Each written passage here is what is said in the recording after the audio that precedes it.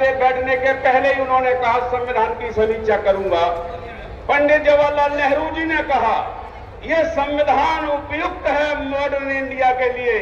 जो आज देश में आज आप जी रहे हैं जो नेहरू जी की वजह से है। और मैं आपसे कहूंगा दूसरे प्रधानमंत्री इनके बने मोदी जी, और मोदी जी ने पहले ही 26 जनवरी को मोदी जी बोले कि सरकारी विज्ञापन में धर्मनिरपेक्ष शब्द उन्होंने हटा दिया। धर्मनिरपेक्ष शब्द को मोदी जी ने हटा दिया, पंथ निरपेक्ष कर दिया है। धर्मनिरपेक्ष का अर्थ होता है धरती पर हमारी भारत भूमि पर जितने भी धर्म हैं सभी एक दूसरे से गले मिलेंगे और एक दूसरे से मिलकर के हम सभी का भाईचारा सब में बना के रहेंगे। ये होता है धर्मनिरपेक्ष। लेकिन मोदी जी ने इसको खत्म किया, धर्मनिरपेक्ष को उस जगह पर जोड़ दिया है पंथ निरपेक्ष। पंथ निरपेक्ष का मतलब है एक ही धर्म के बीच में जो पंथ है उन्हीं में भाईचारा रहेगा।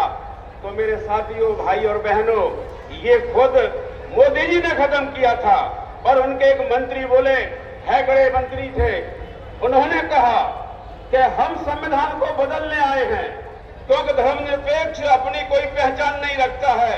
और यही नहीं, जब उन्होंने संविधान को बदलने की बात की, फिर अभी की बात देखिए आप, निशिकांत दुबे ने कहा कि 26 आर्टिकल, 26 आर्टिकल, 27 आर्टिकल, 28 आर्टिकल, 29, ये चारों आर्टिकल को खत्म करेंगे। ये खुद निशिकांत उनका ही एमपी है, उसने खुद कहा। मैं आपसे कहना चाहता हूं यही नहीं है, निशिकांत ने यह भी कहा कि धर्म युद्ध भड़काने की जिम्मेदारी सुप्रीम कोर्ट की है। सुप्रीम कोर्ट धर्म युद्ध कराना चाहता है, ये भी कहा। और मैं आपसे कहना चाहता हूं जो मोदी जी का एमपी है और उन्होंने कहा जो गृह युद्ध हो रहा है ये तो चीफ जस्टिस ऑफ इंडिया करा रही है। गृह युद्ध भाई और बहनों कहीं नहीं हो रहा है, अकेला मणिपुर में हो रहा है। और मणिपुर में जो गृह युद्ध हो रहा है वो गृह युद्ध 2 साल से चल रहा है, जबकि chief justice of India Khanna साहब अभी 5 महीना पहले आए हैं। इनकी झूठ पर झूठ देकर चलिए।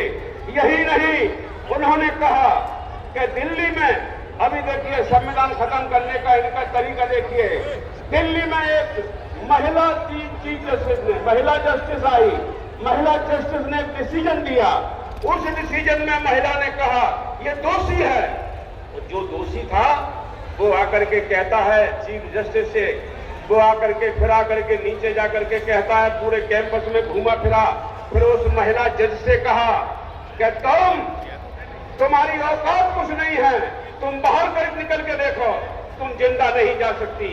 ये तक सुप्रीम कोर्ट में हो रहा है और ये मोदी जी क्या कर रहे हैं। यही नहीं, एक जगह ये भी कहा, तौलिन सिंह एक आर्टिकल लिखा है, उन्होंने कहा आज जो लड़ाई चल रही है, आज का जो संघर्ष है वो संघर्ष है अभी की पारंपरिक व्यवस्था और पुरानी सभ्य व्यवस्था के बीच में लड़ाई छिड़ी हुई है।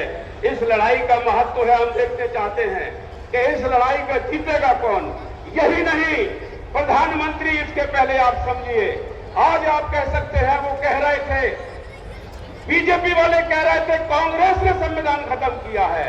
मैं आपसे कहना चाहता हूं जब कांग्रेस के प्रधानमंत्री रहे, 50 साल से ज्यादा में प्रधानमंत्री रहे और इनके 2 प्रधानमंत्री रहे, जब पहले कांग्रेस के प्रधानमंत्री रहे तब किसी ने एहसास नहीं किया था कि संविधान खत्म भी हो सकता है। लेकिन इनके 2 प्रधानमंत्री आए, उसमें त्राही मच गई कि संविधान कब खत्म होता है, आज होगा कल होगा। और मैं आपसे कहना चाहूंगा कि राहुल गांधी जी का भला हो, अगर राहुल गांधी जी ने संविधान की किताब हाथ में लेकर के ना निकले होते तो मैं दावे से कह सकता हूं कि राहुल गांधी जी ने यह कहा था कि हम 400 पार नहीं होने देंगे, और 400 पार अगर हो गए होते तो आज संविधान खत्म हो जाता। और मैं दावे से कह सकता हूं मोदी होते 400 पार और हम हो जाते आर पार। ये सिर्फ बचाया है, तो मेरा दावा है ये सिर्फ राहुल गांधी जी ने बचाया है। और यही नहीं, राहुल गांधी जी ने यह भी बचाया है, संविधान में हमको कौन सी आजादी मिली है, जीवन जीने की आजादी है। जीवन जीने की आजादी हमें संविधान ने दी है। अगर ये संविधान जिस दिन खत्म हो गया उस दिन आपका जीवन नहीं बचेगा। संविधान की किताब जो खरीदी हो पढ़िए उसमें। और मैं आपसे कहूंगा अब हम संविधान को बचाएंगे कैसे, तो राहुल जी के हिसाब से आप समझें, एक तो संविधान बचेगा वोट से, वोट डाले जाएंगे, जो संविधान को खत्म करने वाली पार्टी है उसको हराना पड़ेगा। मैं मध्य प्रदेश में आपसे कहना चाहता हूं कि मध्य प्रदेश में आप जानते हैं संविधान को खत्म करने वाली पार्टी है भारतीय जनता पार्टी, और भारतीय जनता पार्टी को अगर हराना चाहते हो तो बताइए कौन सी पार्टी को आप वोट देंगे। ये तो आप समझ सकते हैं, भारतीय जनता पार्टी को अगर आप हराना चाहते हैं तो कांग्रेस पार्टी के पंजाब पर बटन दबाइए, तब जाकर के ये पार्टी हारेगी। और भारतीय जनता पार्टी हार गई, संविधान बच जाएगा। अगर बीच में ही संविधान के ऊपर और एक और कहर खा गया, क्योंकि ये बीजेपी वाले लोग हैं, मोदी हैं, अमित शाह है, ये सांसद को खरीद सकते हैं।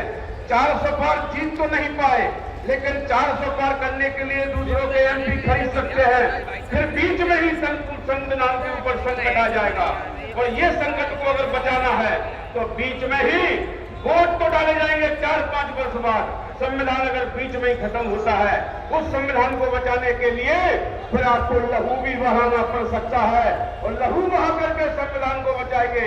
यही मैं आपके बीच में चर्चा करता हुआ मैं आपसे विदा चाहता हूं। धन्यवाद सभी को। जय भीम, जय भारत।